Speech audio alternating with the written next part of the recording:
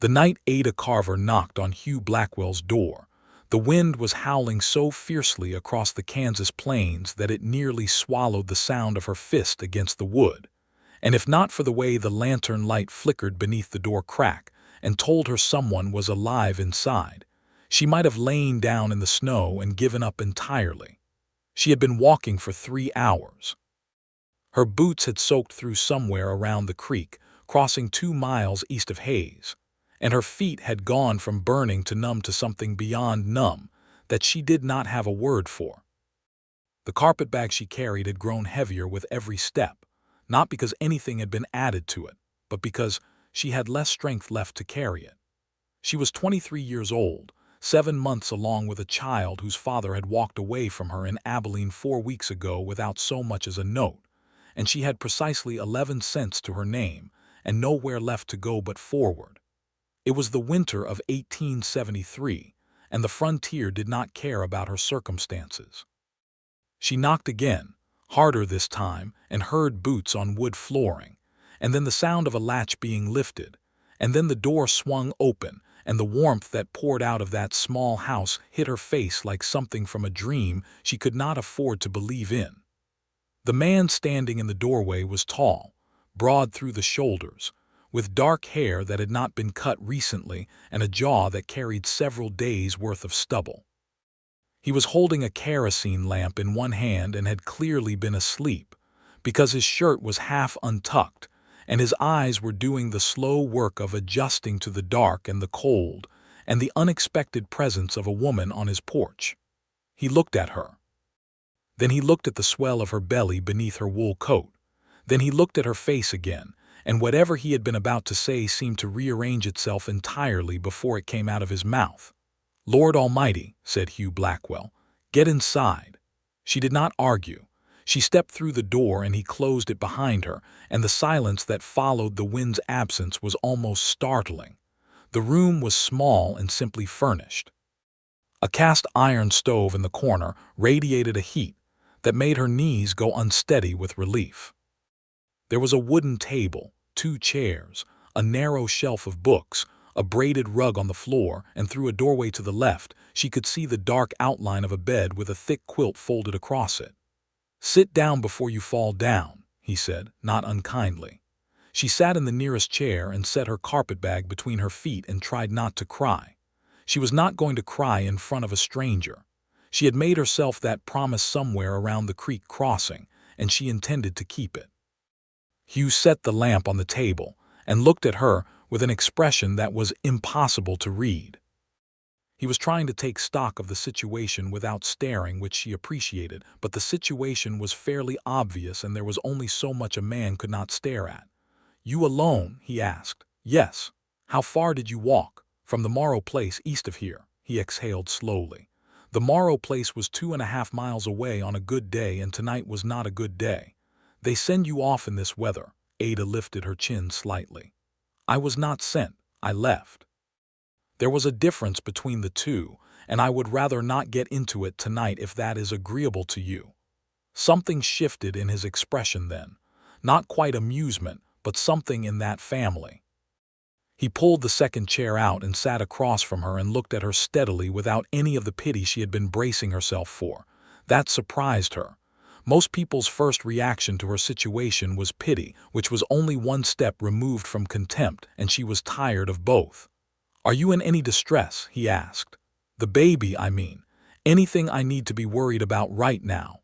"No, the baby is fine." "I am cold and tired and my feet are wet, but I am not in labor if that is what you are asking." That was what I was asking. He stood and went to the stove and opened the firebox and fed 2 more logs into it. "You need dry socks and something hot to drink. After that, we can figure out the rest." He brought her a pair of his own wool socks, which were enormous on her, and made her feel briefly, absurdly, like a child wearing her father's shoes. He heated water and made coffee, real coffee, and set a tin cup in front of her with both hands wrapped around it, as if the warmth passing from the cup to her palms was something he could personally ensure.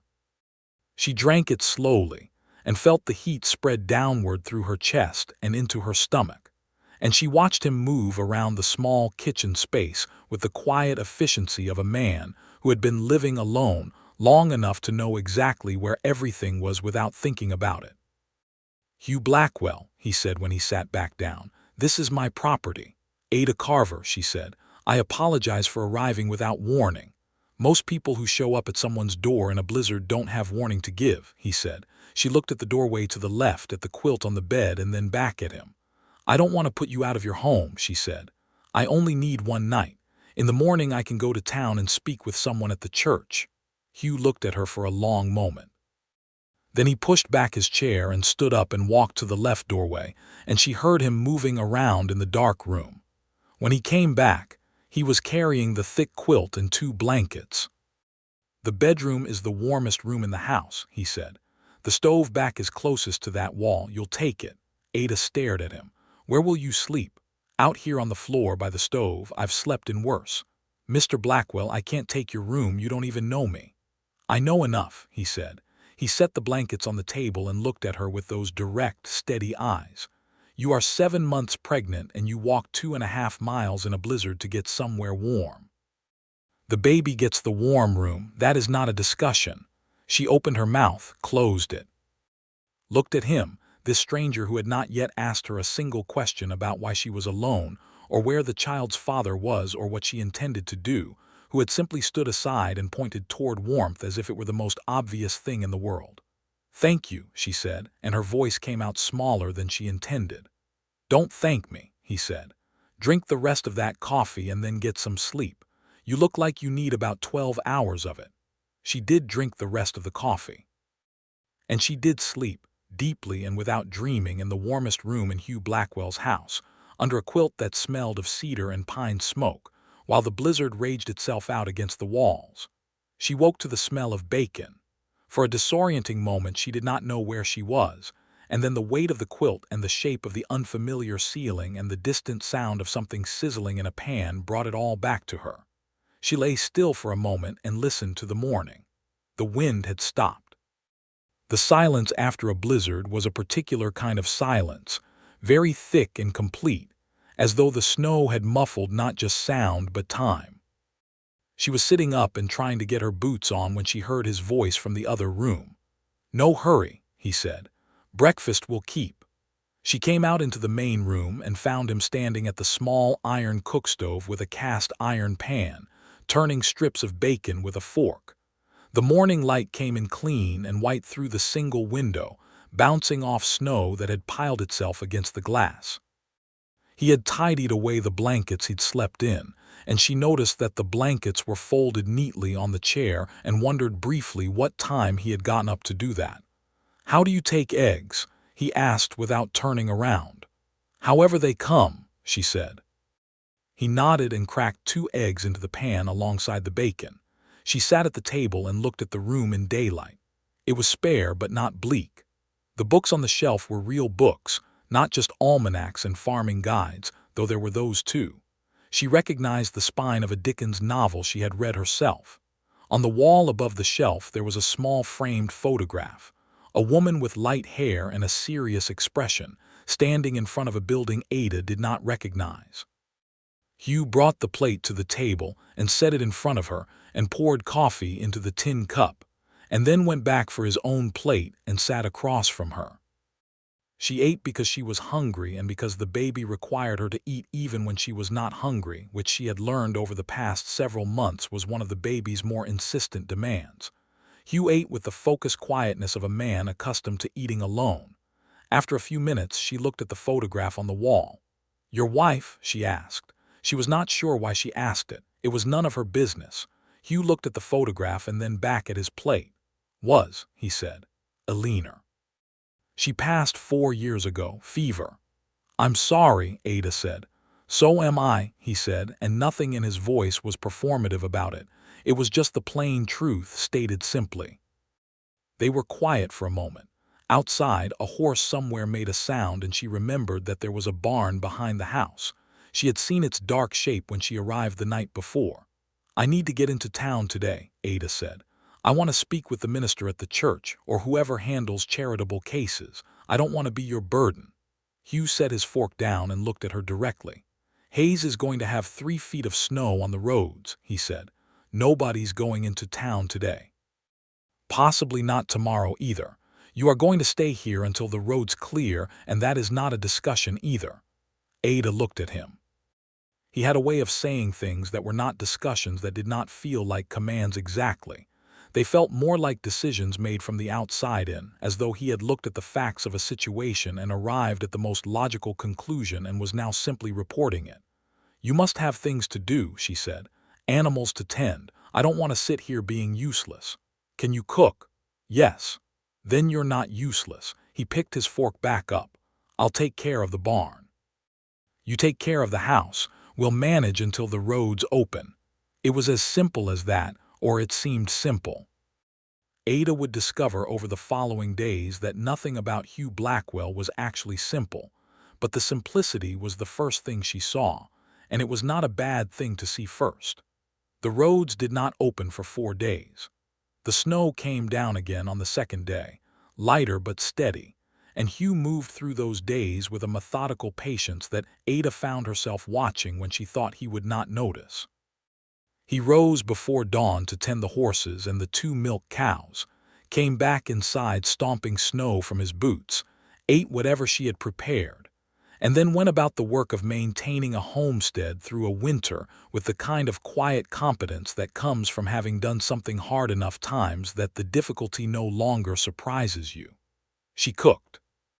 She was a good cook, better than she had let on, and on the second day she found a half jar of dried apples in his pantry and made a cobbler from them using the cast-iron Dutch oven. And when Hugh came in from the barn that evening and smelled it, he stopped in the doorway for a full second before he remembered to take his coat off. I wasn't sure the dried apples were still good, he said. They were, I checked.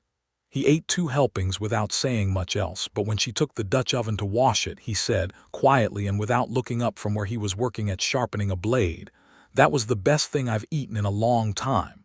Thank you, Ada." It was the first time he had used her name. She noticed it the way you notice a change in weather, that shift in the atmosphere that precedes something. On the third day, while the snow fell softly outside, Ada sat in one of the chairs by the stove with one of the books she had found on his shelf, a volume of poetry by Henry Wadsworth Longfellow, and she read in the afternoon light while Hugh sat at the table writing something in a ledger. The baby kicked twice in the afternoon, hard enough that she made an involuntary sound, and Hugh's head came up immediately. "The baby?" he asked. "Kicking," she said. "It does that sometimes." He looked at her for a moment with an expression she could not fully catalogue. "Does it hurt?" "Not exactly. More like being reminded that it's there, which I don't need reminding of, but there we are." A corner of his mouth pulled upward slightly. "How much longer?" 2 months, more or less. The doctor in Abilene said February. He nodded and went back to his ledger, but she noticed his pen moved more slowly after that, as if his attention had been redistributed. On the 4th day the roads were passable, and Ada announced at breakfast that she intended to go into Hayes and speak with Reverend Poole at the First Baptist Church, who she had been told was a man of genuine charitable spirit, not just the performative kind. Hugh looked at her across the breakfast table. "I'll take you in the wagon," he said. "You don't need to do that. You can't walk it." "Not in this weather, not in your condition. I'll take you in the wagon." She looked at him for a moment. "You keep making decisions," she said. "I keep making logical ones," he said. "Those aren't always the same thing." Something in his eyes acknowledged that. "True enough," he said. "Will you let me take you in the wagon?" She could have said no. She almost said no out of principle, because she had been saying no to dependence for the better part of 5 months, ever since the day she had understood that she could not stay in Abilene, and that the man who had made her promises had no intention of keeping them. She had built a wall out of her own refusals, and it had kept her moving forward even when forward did not look particularly hopeful. But the baby pressed against her ribs in a way that was specifically argumentative, and the road to Hayes was 3 miles of packed snow, and she was not foolish. "Yes," she said. "Thank you." They drove into Hayes in Hugh's wagon, bundled against the cold, the horses navigating the snow-packed road with the plodding certainty of animals that had done this before. Hayes in 1873 was a proper frontier town, more substantial than it looked from a distance, with a main street of storefronts and a livery and a general store and a bank, and the kind of saloon that made itself known by sound before sight. The winter had quieted it but not silenced it. Reverend Poole was a small, energetic man of perhaps 60 who met them in the church doorway and ushered Ada inside with the cheerful efficiency of a man who had seen a great many difficult situations and had organized his faith around addressing them rather than lamenting them. Hugh stayed with the wagon. Ada was inside for 45 minutes. When she came out, her expression was carefully composed, which Hugh was beginning to understand was what Ada Carver's face did when she had received news that was not entirely what she had hoped for. He helped her up into the wagon and she settled herself and looked straight ahead. "Well," he said, "there is a family called the Hendersons on the South Road who sometimes take in boarders," she said. "Reverend Poole is going to speak to them. He seemed optimistic. What did he say about the baby?" "He said the women of the church auxiliary would be prepared to assist when the time came." She paused. "He was very kind, actually. I was bracing myself for judgment and there was none." Hugh nodded and released the brake on the wagon. "Not everyone out here is quick to judge," he said. "Most people have done something they're not proud of, makes them more careful about throwing stones." Ada looked at him then with a look that had something careful and searching in it. "What about you?" she said. "You haven't asked me anything about the father, about how I got here. Most people ask." Hugh kept his eyes on the road. A moment passed. "I figure if you wanted me to know, you'd tell me," he said. She turned back to face forward. After a moment she said, "His name was Carter Blaine. He was a cattle broker out of Abilene. He told me he intended to marry me. He had a wife in Missouri. When I found out about her, he left, and that was the end of it."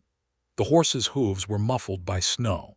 The sky overhead was the flat white of midwinter Kansas. "I'm sorry he did that to you," Hugh said. And then nothing else, because there was nothing else useful to say about Carter Blaine. She nodded once, and then after a moment she said, "Thank you for not asking until I was ready." The Hendersons did not work out. By the time Reverend Poole spoke to them and word came back, it had become clear that what the Hendersons wanted was a hired girl, not a boarder, and the work they had in mind was not suitable for a woman 7 months pregnant who needed rest and not new labor. Ada received this information at the end of a week, which meant she had been at Hugh's homestead for 8 days, and when she told him what Reverend Poole had said, she watched something pass over Hugh's face that was quick and suppressed, like a card player concealing a good hand. "Stay," he said. She blinked. "Pardon?" "Stay here, until after the baby comes and you're strong enough to figure out what comes next. The house has 2 rooms. You take the bedroom. I'm fine out here. There's room enough and work enough, and I'm not in any hurry to be rid of you." Ada looked at him steadily. "People will talk," she said. "People in Hayes have been talking about me since Eleanor died. I've gotten used to it. It's different for a woman. You know it's different for a woman." He looked at her and she saw that he did know. He was not a man who pretended not to understand the things he understood. "I know," he said. "But what the alternative is, I can't see it clearly." "Can you?" She could not see it clearly. That was the honest answer. She had 11 cents, no family within 500 miles, a baby coming in approximately 8 weeks, and a minister who was cheerful but not miracle-working. Against that, there was this small, warm house and a man who cooked eggs in the morning and sharpened his blades in the evening and had not once looked at her with anything that felt like either condemnation or predatory interest. "I would pay you back," she said, "when I'm able to work." "I know you would," he said, "and I would earn my keep. There is nothing I won't do around this homestead." "I know that too." She held his gaze for a moment. "Why are you doing this?" she said, "and I want the true answer, not the polite one." Hugh was quiet for a moment in the particular way that meant he was giving the question honest consideration. "Because Eleanor would have wanted me to," he said finally. "And because when I opened my door and saw you standing there in the snow, I didn't think about what it was going to cost me. I thought about getting you inside. Some decisions make themselves.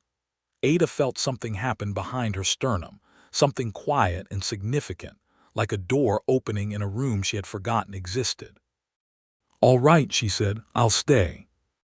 January in the Kansas Territory was long and cold and relentlessly itself, and Ada Carver spent it becoming indispensable to Hugh Blackwell's household in ways that neither of them had exactly anticipated. She cooked, and she cooked well, and the meals that appeared on that small wooden table were nothing like the beans and salt pork Hugh had been eating for months. She made chicken stew with root vegetables and cornbread, and a pot of pinto beans with pork and black pepper that simmered all afternoon and made the whole house smell like something a person wanted to come home to. She mended his shirts with a neat small stitch that he noticed only after he had put them on and felt the difference. She kept the interior of the house organized with a systematic attention to order that Hugh found not irritating, as he had half expected it might be, but deeply calming. She also read. She read everything on his shelf, which was 15 books, and she had opinions about all of them that were not afraid of being stated. "You have the complete works of Shakespeare," she said one evening, pulling the volume from the shelf with two hands because it was heavy. "Have you read it?" "Some of it," Hugh said. He was by the stove repairing a hinge from the barn door. "Some of it," she repeated with the faintest suggestion of incredulity. "The histories mostly, Henry IV, and not the romances. I didn't find the romances as useful," he said. She sat down with the volume in her lap and considered this. "That's a revealing thing to say," she said. He looked up from the hinge. "Is it? It suggests that you read for practical instruction rather than for the experience of the story itself. Doesn't everyone?" "No," she said firmly. "Most people who read for practical instruction read almanacs and legal notices. People who read Shakespeare are looking for something else." He watched her for a moment. "What are they looking for?" She thought about this. "To be recognized," she said. "To find that someone else has already felt the thing they feel and found words for it. It's a kind of company." Hugh was quiet for a moment. Then he said, "Open it to something you think I should read." She opened it to Much Ado About Nothing, which she thought appropriate for reasons she kept to herself, and read him the opening scenes. She had a good reading voice, clear and unhurried, and Hugh listened while he worked on the hinge, and after a while she realized he had stopped working on the hinge and was just listening. "They're arguing," he said when she paused. "Yes. They seem to enjoy it." She looked at the page and then at him. "I think they do," she said. Something passed between them in that moment that was light and tentative and something close to warmth. And then the wind picked up against the side of the house, and Ada said she thought she would turn in early, and Hugh said good night. And that was that. But in the following days, she noticed that he had picked up the Shakespeare volume himself, because it was in a slightly different position on the shelf each time she checked. And once she caught him reading it at the table before he noticed she had come in from the bedroom. And when he looked up and saw her, he closed it without hurrying about it, with the expression of a man who was not embarrassed but had simply been caught being himself. Toward the end of January, there was a night when the cold came down so hard that the water in the pitcher on Ada's nightstand froze before morning. Hugh had stoked the stove as hot as it would go before she retired, and she had slept with 2 quilts and her coat on top of them. And still she woke at 3 in the morning with a chill in her bones that the blankets were not addressing. She lay there for a while in the dark, her hand on the shape of the baby through the quilts, feeling the child move with that specific inside-out quality that she had gotten used to and would miss, she supposed, once it stopped. The baby seemed unbothered by the cold, or at least more insulated than she was. After a while she heard Hugh moving in the outer room. He was awake too. She heard him feed the stove and then heard nothing for a while. She got up, wrapped the top quilt around herself like a shawl, and went to the doorway. He was sitting in the chair by the stove with his knees bent and his elbows on his thighs, looking at the fire through the stove grate with the iron door cracked an inch to let the light through. He was not reading. He was just looking at the fire the way people look at fire when their thoughts are doing the work, and the eyes are merely resting. She stood in the doorway for a moment, and then he heard her and turned his head, and she waited for surprise but did not see it. "Cold," he said. "Yes. Come and sit closer. The floor gets the most of it." She crossed the room and sat down on the braided rug in front of the stove and pulled the quilt around herself, and the heat from the open grate was immediate and generous. Hugh did not move from the chair. They sat like that for a while in a silence that was comfortable in the way that only silences between people who have gotten past the performance of politeness can be. "Can I ask you something?" Ada said. "Go ahead." "Do you get lonely here?" He considered it honestly, which was his way. "I did," he said. "For a long time after Alina, I was lonelier than I knew what to do with. The first winter was bad. I had the work and the work helped, but work can only take you so far before you're back at the table with nothing but your own company. Does it get better?" "It gets different," he said. "You learn to make peace with it, or you learn to pretend you have, which amounts to almost the same thing." He paused. "This last month has been the least lonely I've been in 4 years." Ada did not look at him when he said that. She looked at the fire through the grate and felt the heat on her face and thought about what he had said and what it meant that he had said it. "I haven't been lonely," she said quietly. "Not since I got here. I'd been lonely for months before, but not here." "Good," he said simply. After a while the fire was warm enough and her bones had thawed and she went back to bed, and in the morning neither of them mentioned it, but something had settled into the space between them that had not been there before, something that felt a great deal like the beginning of trust. In February, the baby decided it was time. Ada woke in the pre-dawn darkness of the 7th of February with a sensation that was unmistakably not the baby kicking, and she lay still for 2 breaths and understood what was happening, and then she called Hugh's name. She did not shout. She said his name at a moderate volume with a steadiness she was proud of because the fear was there, solid and unavoidable, but panic was not useful and she had decided some months ago to proceed without it. Hugh was at her door in approximately 15 seconds. He had been a light sleeper since Alina. "It started," she said. He was already pulling on his boots. He had his coat on before she had finished the sentence. He told her he was going for Hilda Masser, who was the midwife in Hayes and who he had already spoken to 2 weeks ago, giving the woman the situation so she would not be surprised.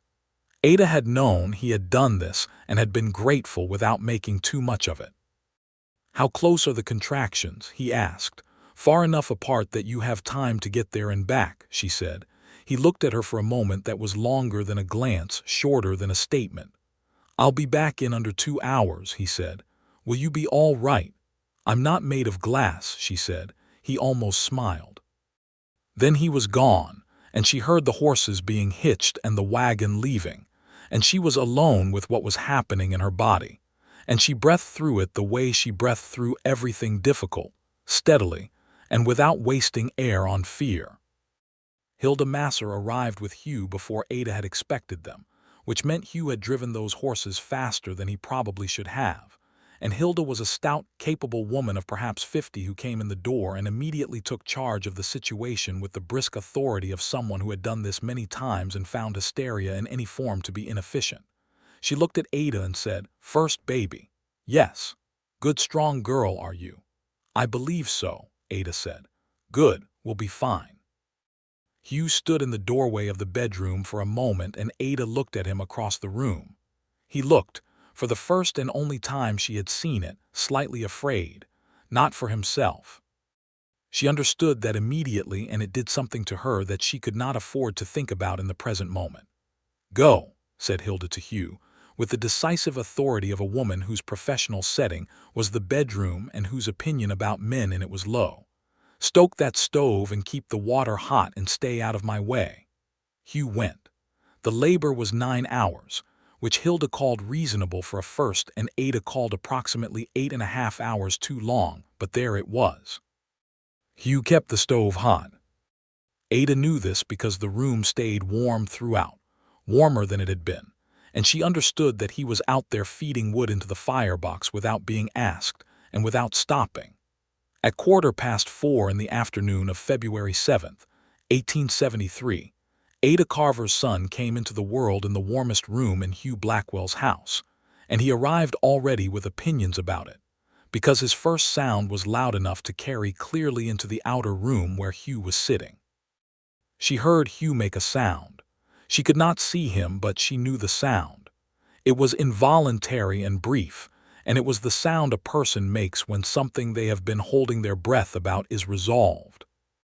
Hilda cleaned and wrapped the baby and put him in Ada's arms and said, "Good size, good color, healthy." Ada looked at her son's face.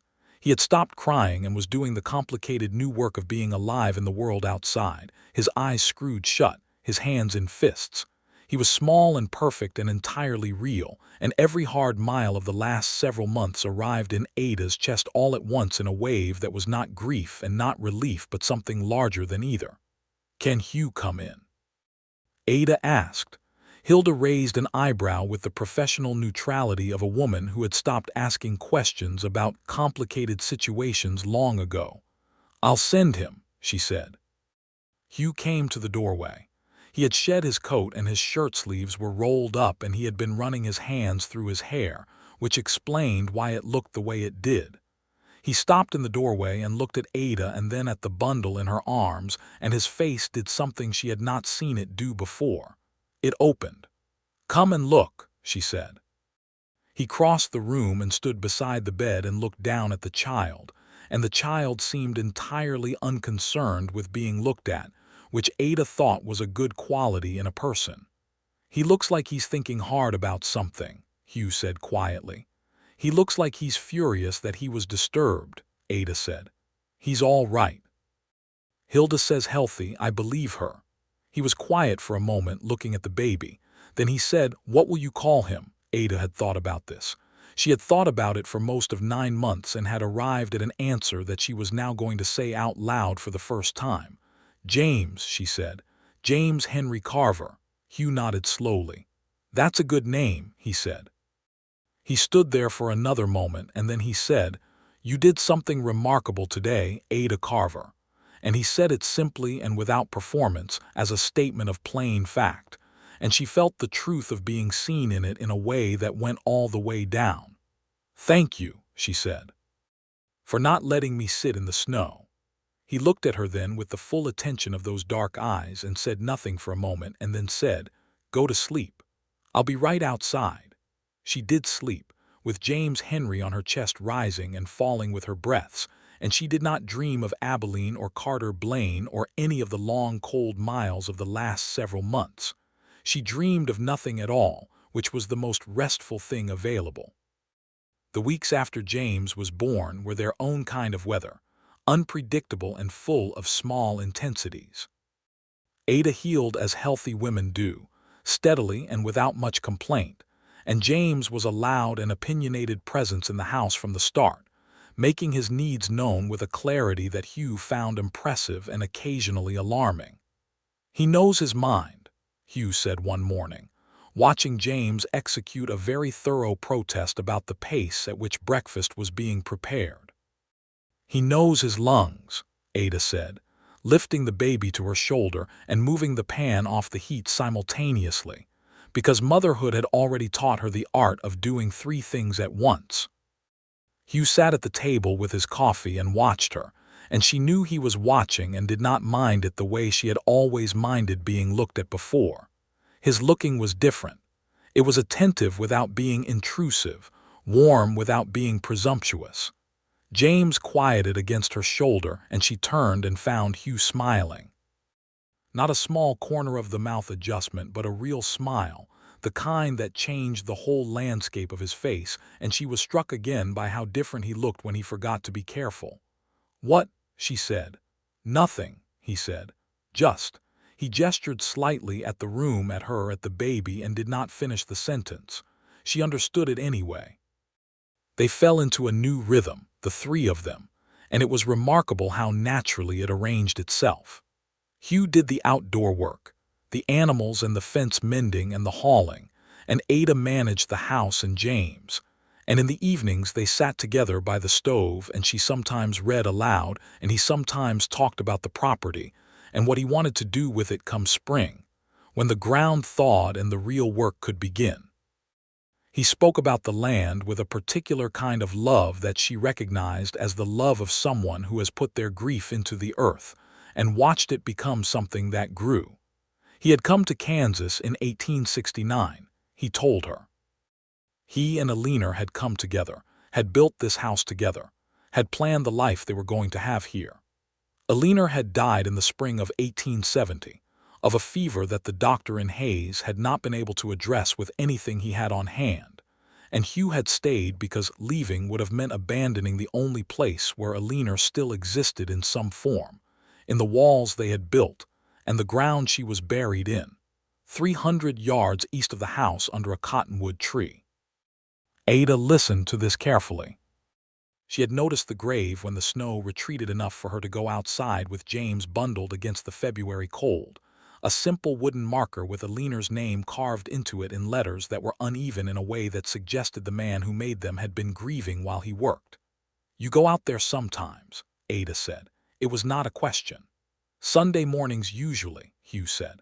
"I don't have the words for what it is I go to do. I'm not a particularly religious man. It's more just." He paused, keeping her company, I suppose. Ada looked at the fire. She would have liked James, she said. He looked at her. "How do you know that?" "Because you like him," Ada said. "And she chose you, so her taste was good." Hugh looked at her for a long moment and then said very quietly, "You are a surprising person, Ada Carver." "I've been called worse," she said. He laughed. She had not heard him laugh before, not fully, and it was a good sound, low and genuine. James, asleep in the small wooden cradle Hugh had built from scrap lumber 3 weeks before the birth, stirred at the sound and then subsided. "You built the cradle," Ada said. She had been thinking about this. "Someone needed to. You built it before he was born." "Yes." She looked at him. He was looking into his coffee. "Hugh," she said. He looked up. "I am aware of what you've done here," she said carefully. "All of it. I want you to know that."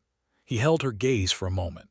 Then he said, "I'm going to say something, and I'd like you to hear all of it before you respond." "All right.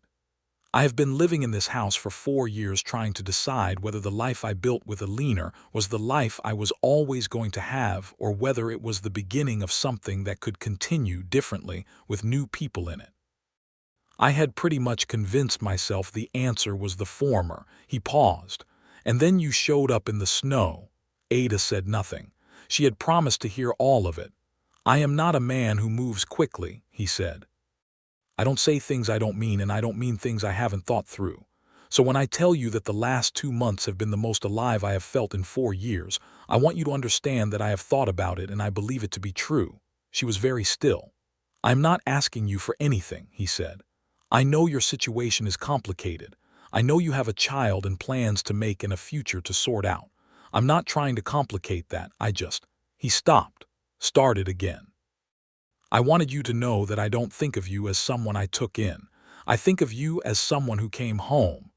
The stove ticked quietly in the silence. James breathed in his cradle. Outside, the night was still. Ada looked at Hugh Blackwell across the small wooden table in his small wooden house in the Kansas Territory in the winter of 1873, and she thought about the woman she had been 6 months ago, and the woman she was now, and the distance between the two and what had been built in that distance. "I want to say something back," she said. "Go ahead." "I arrived here with nothing," she said. "Not just material nothing, though there was plenty of that. I mean, I arrived here believing that I had been entirely wrong about my capacity to judge a person's character. Carter Blaine had seemed like a good man, and he was not a good man, and the consequence of that was growing in my body, and the only way forward was forward, and so I went forward and I ended up here." She paused. "I do not believe in accidents. I'm not sure I believe in much at the moment, but I believe in the pattern of things, and the pattern of the last 2 months has been you. Your steadiness, your decency, the way you built a cradle in advance because it was the logical thing to do." She looked at him. "The way you said the baby gets the warm room without even thinking about it." Hugh was watching her with the full attention of a man who had been waiting for something for a long time and was not going to miss a word of it. "I am not a woman who falls easily," she said. "I thought I was once, and I was wrong about that too. But I am a woman who notices things. And what I have noticed about you is enough to frighten me a little because it is entirely different from anything I have noticed before." "Different how?" he asked, and his voice was very quiet. "Different in that it is real," she said. "All of it, the way you are real. There is not a performance in you, Hugh, and I have spent enough time around men who perform goodness to know the difference between that and the actual thing." He was quiet for a long moment. Then he said, "Are you frightened because it's real or frightened because of what it means?" "Both," she said honestly. "I can wait," he said. "I've gotten very good at waiting." She looked at him and felt the warmth of that, the patience of it, the lack of urgency that was itself a kind of gift. And then she said, "I don't want you to wait forever." And something in his face shifted with quiet joy, and the evening settled around them like something decided. March came, and with it the first suggestion of thaw, the snow retreating from the south-facing slopes, the creek east of the property running again. Hugh began the preparations for spring planting with renewed energy that Ada observed had something different in it from the focused quietness of his winter work. He whistled sometimes, which he had not done before. Not dramatically or constantly, just occasionally, under his breath, when he was doing something that required two hands and left his mind free to be somewhere pleasant. She caught herself listening for it. On a morning in late March that was warm enough to eat outside, Ada sat on the porch step with James on her lap and watched Hugh come up from the barn, and he stopped when he saw her in the sun with the baby, and he stood there for a moment as if the sight required a moment's full attention before it could be filed away and moved past. "What?" she said. "You look like spring," he said. It was such an unexpected thing for him to say that she laughed, and then he looked slightly self-conscious, which was the rarest expression she had seen on him, and she said, "That's the nicest thing anyone has said to me in a very long time." "I meant it," he said. "I know you did," she said. "That's what made it nice." He sat down on the step beside her, a thing he had not done before because the porch step was small and it meant being close. James regarded him with the grave consideration that James brought to all new arrangements and then appeared to accept it. "He's going to have opinions," Hugh said. "He already has opinions," Ada said. "He's going to have very strong ones." "He comes by it honestly," she said, and did not specify which parent she was attributing this to, and Hugh did not ask, but she saw the smile he did not entirely suppress.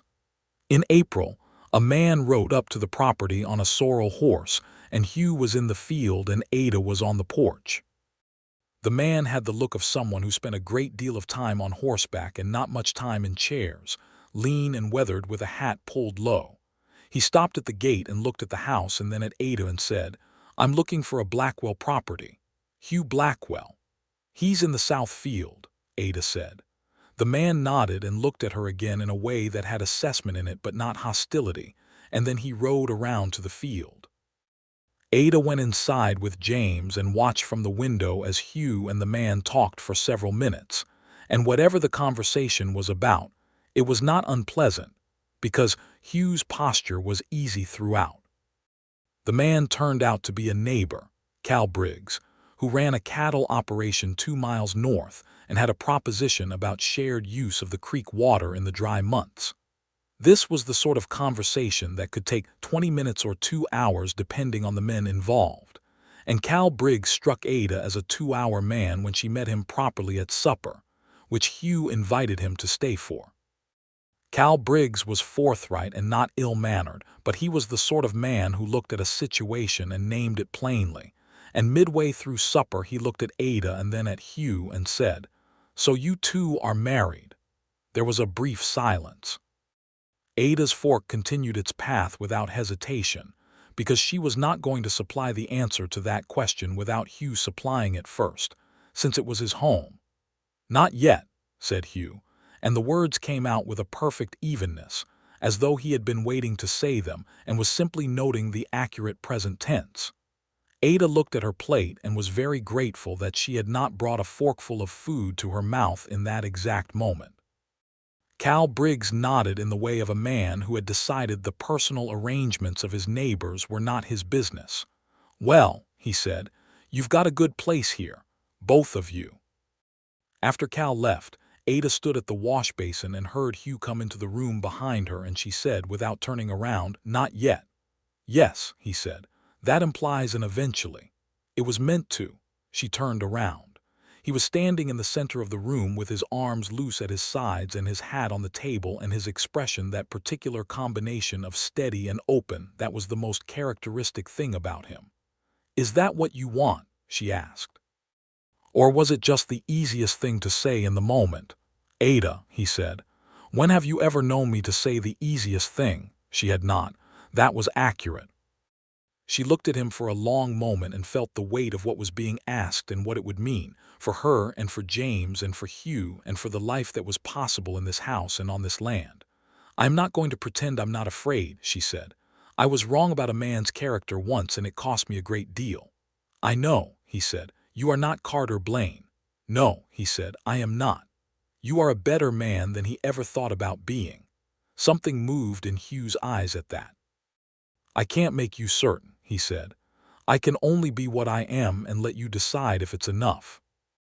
She looked at him, this man who had opened his door in a blizzard, who had given her the warm room, who had built a cradle in advance of a child that was not his, who had said "not yet" to a neighbor as a statement of intention, who read Shakespeare in the evenings when he thought no one was watching, and went to his dead wife's grave on Sunday mornings not out of inability to move forward, but out of a faithfulness to the people he had loved that said everything about the kind of man he was. "It is more than enough," she said. "It is more than I thought was out here to be found." He crossed the room in 3 steps and took her face in both hands with such gentleness that she felt it down to the center of herself, and he kissed her. And it was the kind of kiss that is not the beginning of something but the arrival at something that has been building for months, and she kissed him back with everything she had been carefully not saying since January. From the cradle, James made a sound of moderate disapproval at being temporarily ignored. They pulled apart and looked at each other, and both of them laughed, and it was the best kind of laughter, the kind that knows what it's laughing at. "He does have opinions," Hugh said.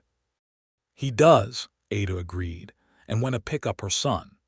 The spring of 1873 opened the land like a book, and Hugh threw himself into it with all the energy of a man who has something to come home to. He broke ground for a larger garden behind the house, twice the size of the previous years, because there were more people to feed. He rode into Hayes and negotiated a deal with the bank for the lumber to extend the house, a second room added to the east side, which would be proper space for James and whatever else the future held. Ada went with him to town sometimes, with James in the wagon, and she noticed how Hayes received them.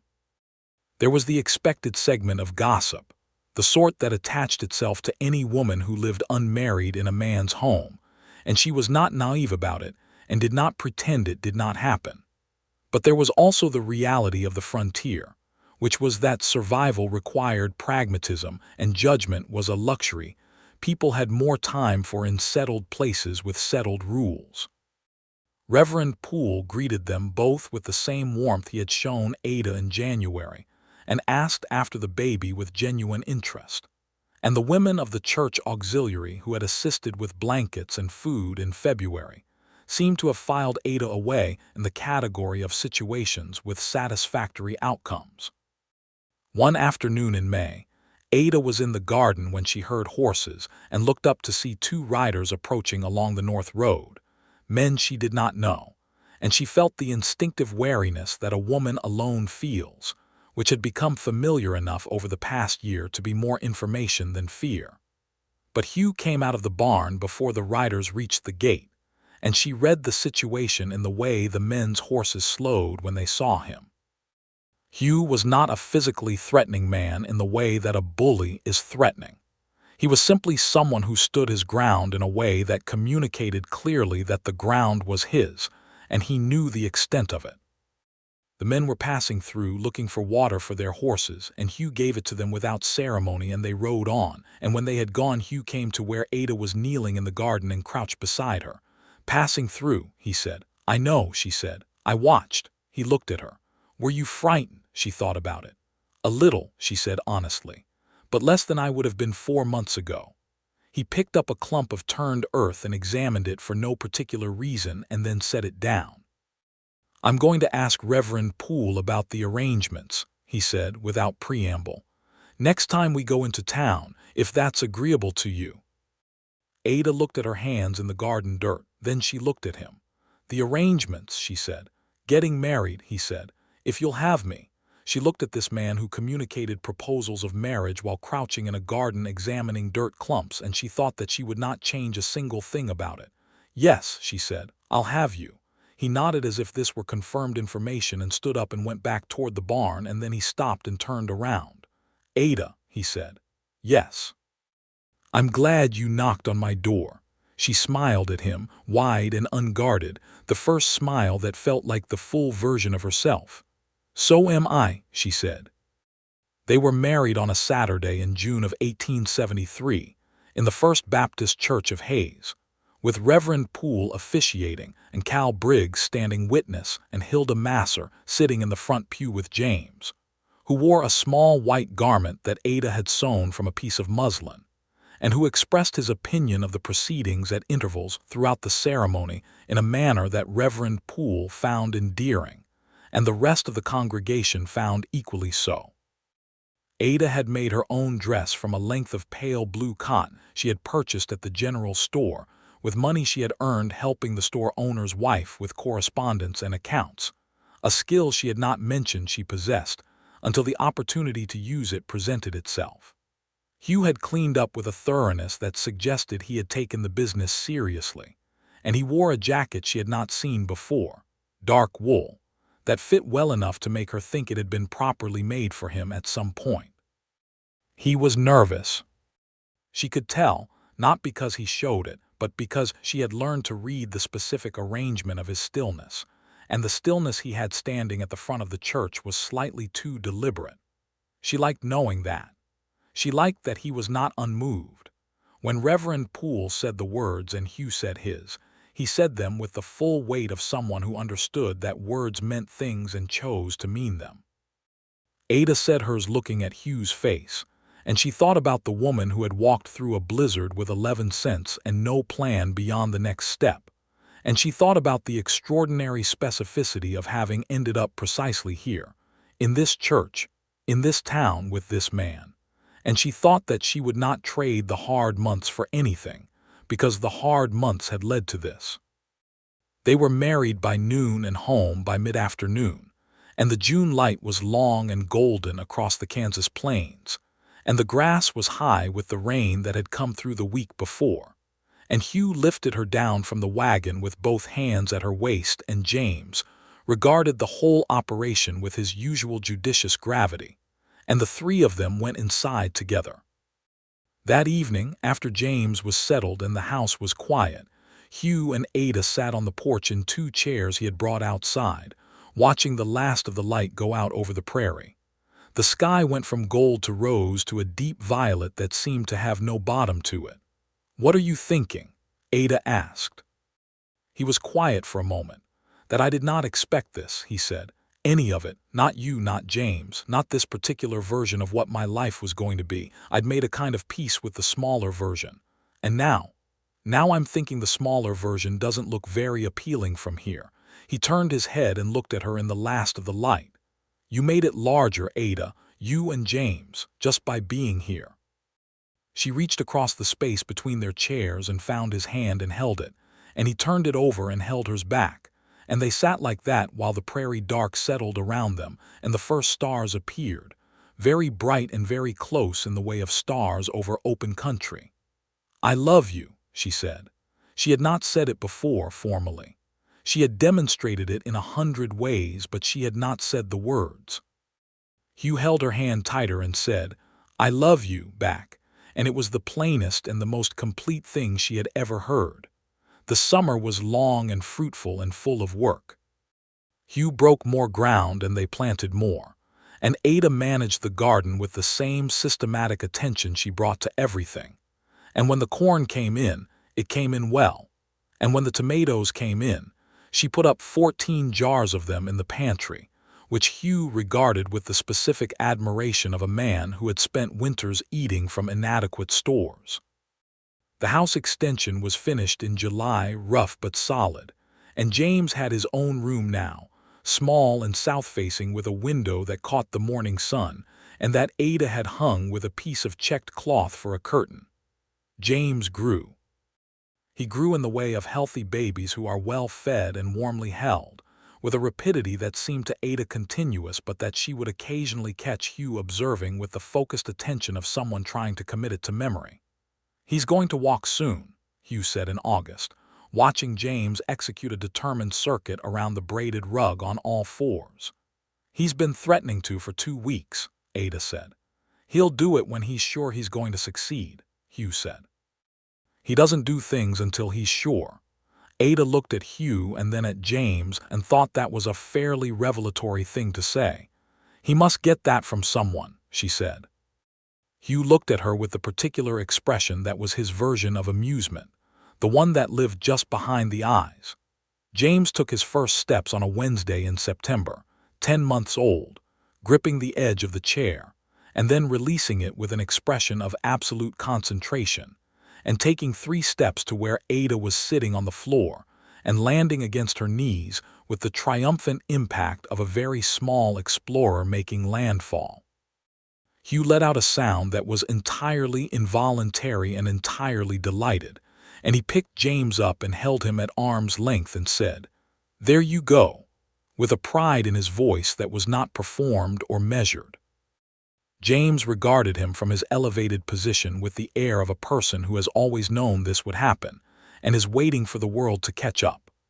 Ada watched Hugh holding her son, this man who had stepped aside and given the baby the warm room without thinking about it, who had built the cradle in advance, who had never once treated James as a complication or an obligation, and she felt the love she had for him in a way that had moved past words and was now simply the texture of her existence. In November, Ada knew she was pregnant again. She told Hugh on a quiet evening when James was already asleep, and the wind had started its winter work against the walls of the house. She said, "I believe we're going to need the crib again." Hugh looked up from what he was doing, looked at her, then looked at her more carefully in the way he had. "Again," he said. "Again," she confirmed. He put down what he was holding and came to where she was standing and took her face in his hands, which was the thing he did when something mattered very much. "Are you well?" he asked. "Perfectly," she said. "Better than last time. I'm not doing it alone this time." His eyes said everything his voice did not say for a moment. Then he said, "No, you're not." He kissed her forehead and then her mouth, and she felt the specific gratitude of being known and kept. The second pregnancy moved through the winter more comfortably than the first. Ada was healthy, and the house was warmer because Hugh had done additional insulation work in October. And she was not walking through blizzards on soaked feet this time, but sitting by the stove with a warm cup of coffee and a husband who came in from the barn smelling of cold air and horses, and did not make her feel anything but glad to see him. James turned 1 year old in February, the same month he had arrived, and the household celebrated with a cake Ada made from cornmeal and dried plums, which James attacked with both hands and a look of absolute conviction that this was the correct way to engage with a cake. Hugh watched his son's approach to the birthday cake with the expression of a man who has found something remarkable to look at and intends to keep looking. On a warm evening in late May of 1874, with the plains just beginning to release the particular green smell that came with late spring rain, Ada gave birth to their son. Hugh was there this time. Hilda Masser was there, and she was as efficient as ever, and Hugh was there, which was different from last February in every way that mattered. He stayed.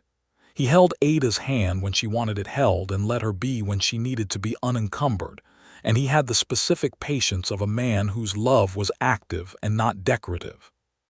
The boy came in the late evening, just before the stars appeared, and Hugh was the first to hold him after Hilda had done her work, and he held the new child with the careful confidence of a man who had learned, watching James for over a year, that babies are sturdier than they look but deserve to be treated as if they are not. "What do we call him?" Hugh asked, looking at the child with the luminous attention of early love. Ada looked at her husband and her new son and said, "I was thinking William Hugh Blackwell." Hugh looked up at her, and she saw something in his eyes that was the depth of what the name meant to him.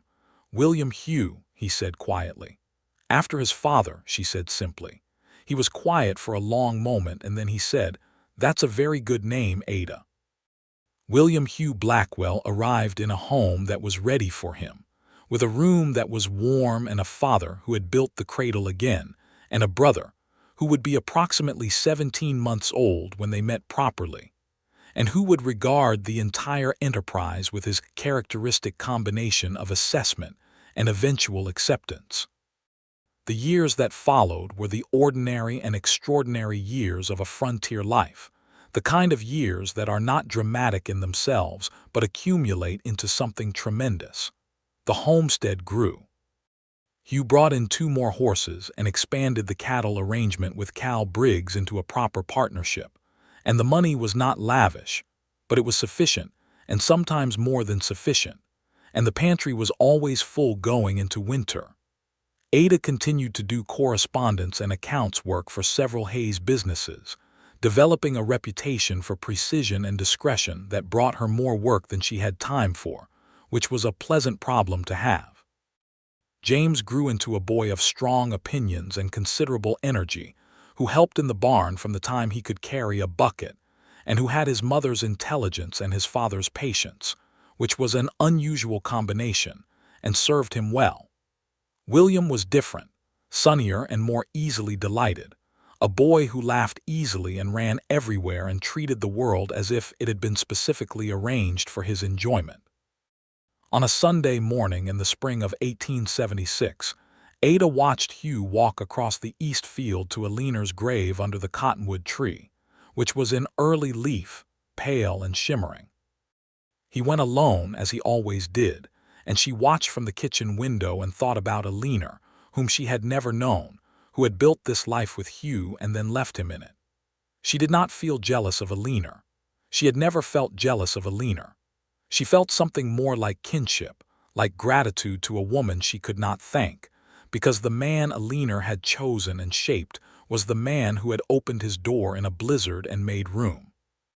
When Hugh came back inside, James was trying to teach William the difference between a wheat plant and a weed, a tutorial that William was receiving with polite indifference, and Hugh stood in the doorway and looked at his 2 sons and his wife and the kitchen full of breakfast smells, and Ada saw his face the way she had learned to see it, the fullness of what he felt and did not always say. She poured him coffee and put it in front of him and sat down across the table.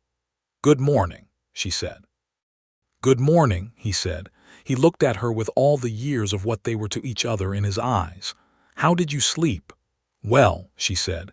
"James got up at 5 asking about the horses." "He's going to be a rancher," Hugh said. "He's already a rancher," Ada said. "He's just short."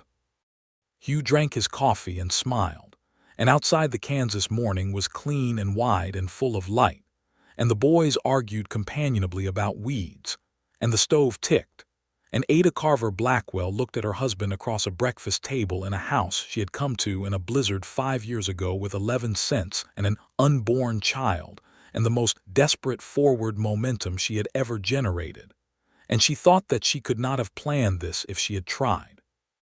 She could not have imagined a man who would step aside from his own bed without thinking about it because a woman and her unborn child needed warmth more than he did. She could not have imagined the specific quality of Hugh Blackwell's love, which was not the performed love of a man who wanted credit for his goodness, but the practiced love of a man who had decided what mattered and organized his actions accordingly. In the fall of 1876, she found out she was expecting a 3rd child. She told Hugh in the evening, in bed, the 2 of them in the quiet of the house with the boys asleep, and she felt him still beside her, and then felt his hand find hers in the dark. "Again," he said. Not a complaint, a thing of wonder. "Again," she said. "I hope you don't mind." He turned on his side, and she could feel him looking at her in the dark with that attention of his. "You are the most remarkable thing in my life," he said. "How could I mind anything you bring with you?" Ada felt the tears before she decided to cry, which was unusual because she was not a woman who cried easily. But something about his saying it that plainly, in the dark, without occasion, just as a statement of fact, undid her in the specific way that truth does when you have been braced against lies for a long time. She did not cry loudly. She just was quiet for a moment, and then she said, "I love you more than I know what to do with sometimes." "Same," he said softly, and pulled her close. Their daughter arrived in the spring of 1877, which was James's 4th year and William's 3rd, and the 7th year of Hugh's tenure on the Kansas plains. She was small and dark-haired and fierce from the first moment, and Hilda Masser, who was present as always, held her up and said she had good lungs and a determined look, which Ada found entirely plausible. They named her Alina. Ada had suggested it and watched Hugh's face very carefully when she did, because she wanted to see if it was the right thing, and what she saw was a quiet breaking open, a man who had not expected to be given this particular gift. "You don't have to," he said. "I want to," Ada said. "She was part of how we got here. She should be part of what comes next." He sat with that for a long moment. Then he said, "Alina Catherine Blackwell," testing the full name.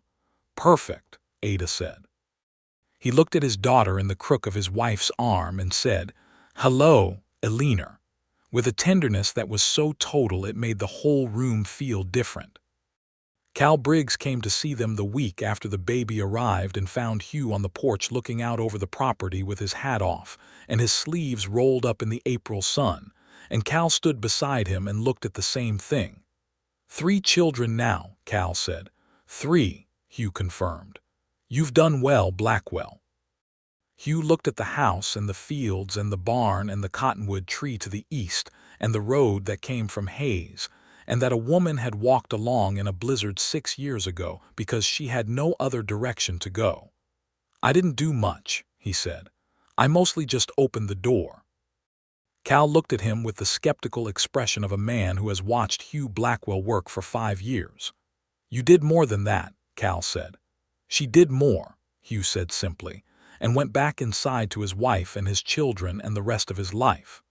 Ada was up and moving within 2 weeks of Alina's arrival, because she was not a woman who stayed still easily, and there was a household to manage.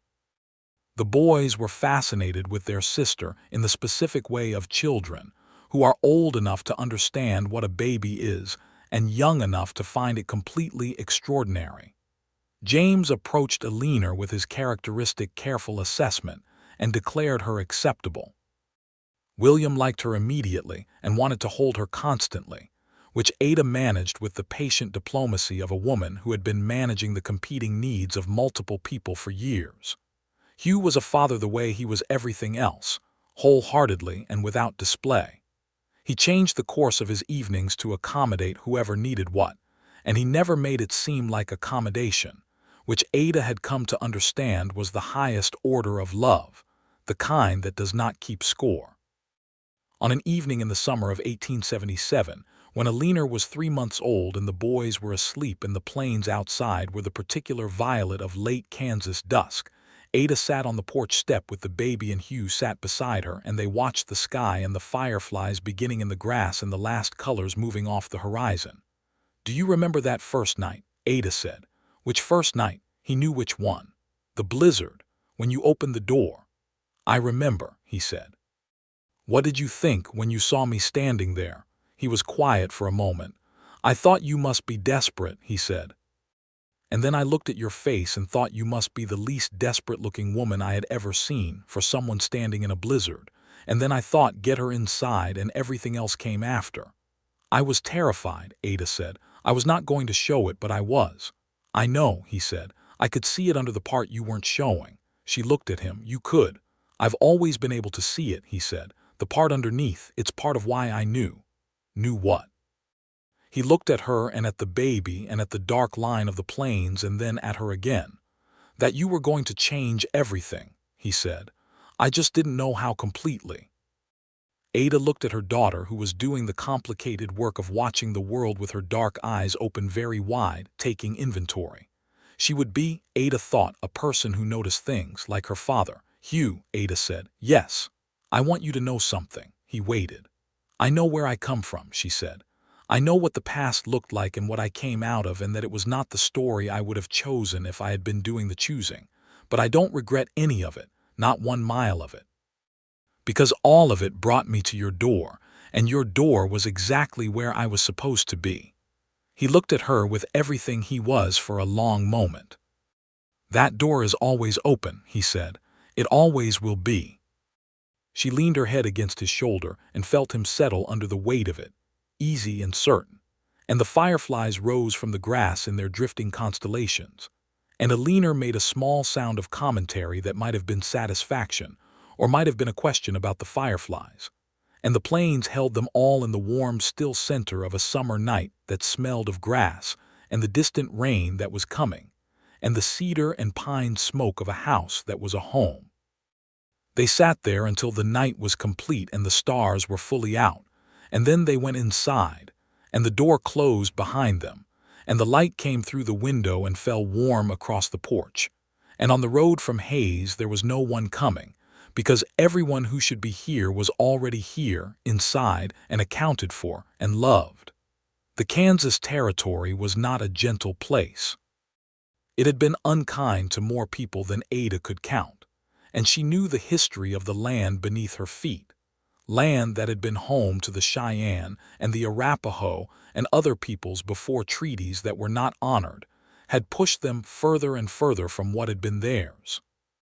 She thought about this sometimes, the injustice of it, the way the West that she and Hugh were building their life in had been made possible by displacements that were brutal and ongoing, and she thought it was important to hold that alongside the gratitude she felt for her own life here.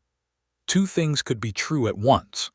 The land could be beautiful, and the history of how it had been taken could be wrong, and sitting with both of those truths together was something she believed was owed.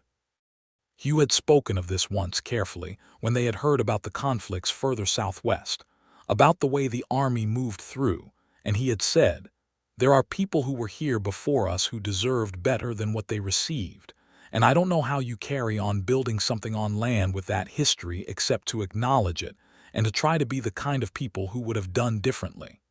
She had loved him for saying it, for not pretending it away.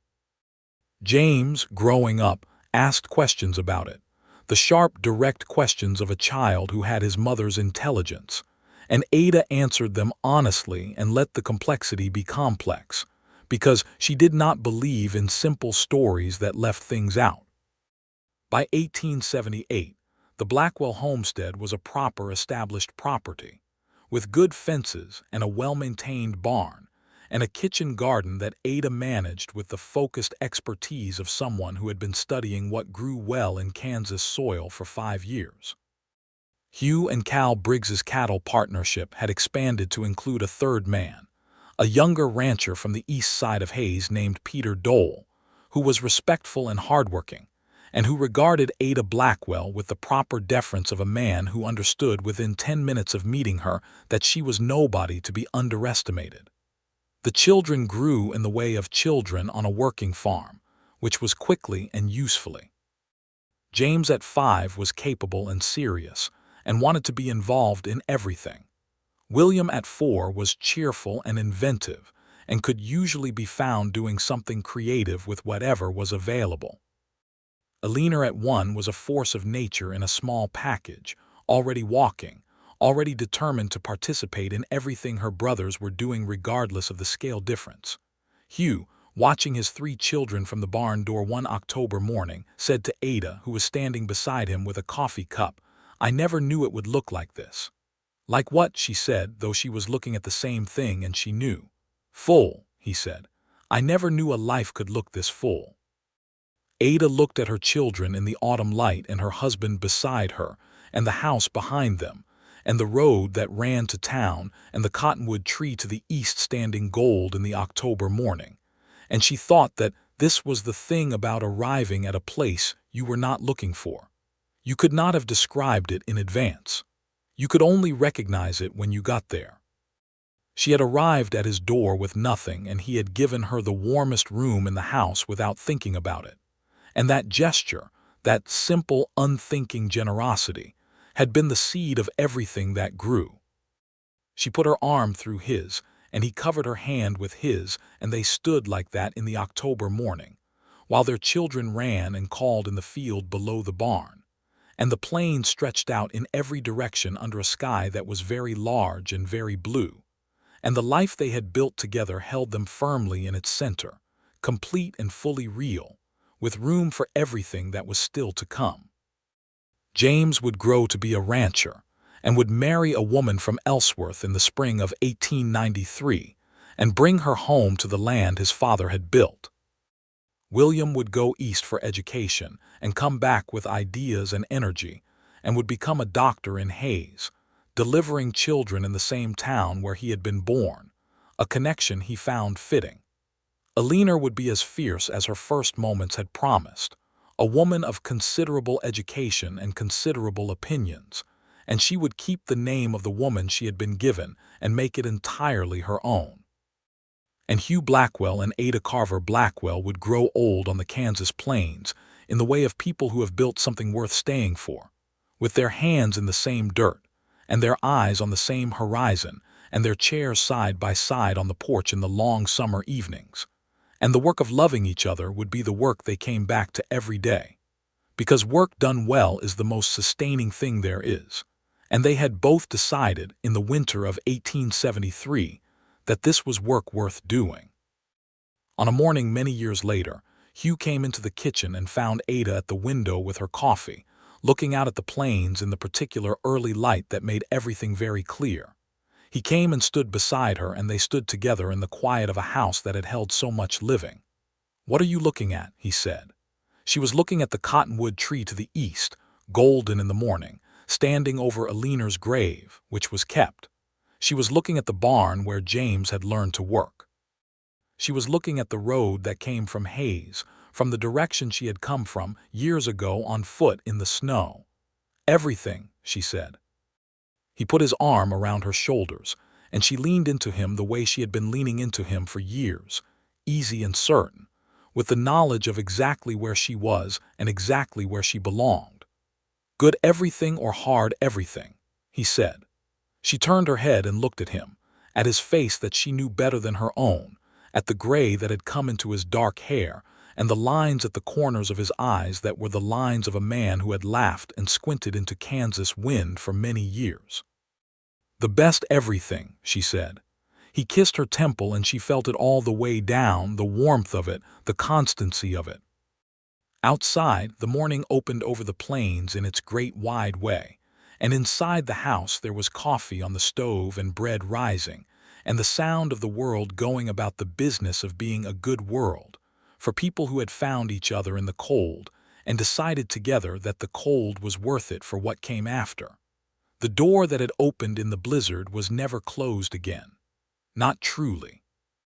It stood as all good doors stand, ready for whatever came next, proof that sometimes the greatest acts of love are not complicated, that sometimes they are simply stepping aside and saying, "Come in, the warmth is here. It belongs to you as much as to me," and meaning every word.